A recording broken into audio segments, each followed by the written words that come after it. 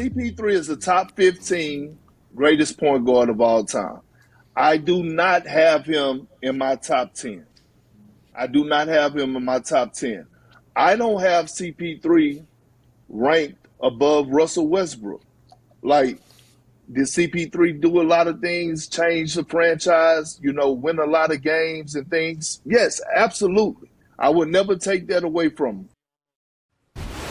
If you want more Kendrick Perkins, there's a 27-minute road trip in of Kendrick Perkins, no commercial breaks and no breaks, period. But Perk, I'm going to give you a chance to explain yourself here, sir, because I cannot get on board with this one, my friend.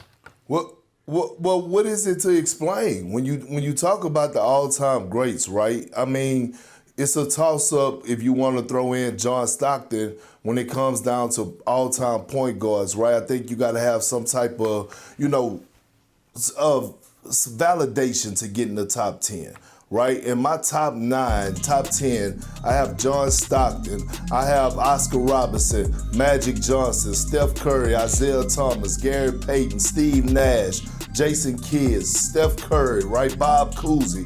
And when you look at 9 out of these 10, they either have a championship or they have multiple MVPs or MVP, except for John Stockton, but he's the all-time leader in assists. So I couldn't put CP3 above him, but CP3 is in my top 15. I think he's in that range of when you talk about a guy like Chauncey Billups, who just went to the Hall of Fame. When you look at a guy like Rajon Rondo, who might be knocking at the door of being in the Hall of Fame, that's why I put CP3 at.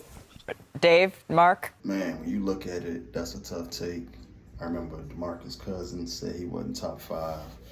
They both got a vendetta against Chris Paul. My personal take, you look at it, you think it's a ludicrous statement, but when you look at that list, he kind of got some points. He said everybody got an MVP or multiple MVPs or a championship. For me personally, let's talk about Gary Payton. Yeah, Gary Payton, the 3 finals actually. You know what I'm saying? We know that Lakers road. We know what was going on with that one. Suns, he played a big role in it. But then you look at Miami. We all know Miami. He pretty much, we ain't got to talk about that. I mean, I would consider Gary Payton. You can make the argument, Chris Paul getting in over Gary. Biased opinion, but I'm putting over Bob Cousy. I didn't really watch Bob like that. I know what he did with the Boston teams. I know the 18-7 career stats or whatever, 18-8. But might even make an argument for Steve Nash. That's not to say all these guys isn't top. Well, obviously one of them have to come out the top 10.